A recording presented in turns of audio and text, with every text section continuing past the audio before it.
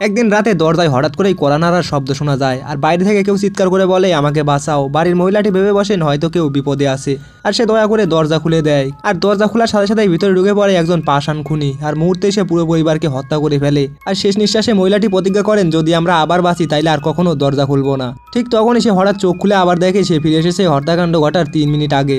ঠিক তখনই আবারও দরজায় কড়া নাড়ার শব্দ শোনা যায় আর বাইরে থেকে চিৎকার করে বলে বাঁচাও। আর মা বাবা তখন দরজায় খুলতে যাচ্ছিল কিন্তু সে দ্রুত তাদেরকে থামায় আর সে বলে বাইরে খুনি আছে।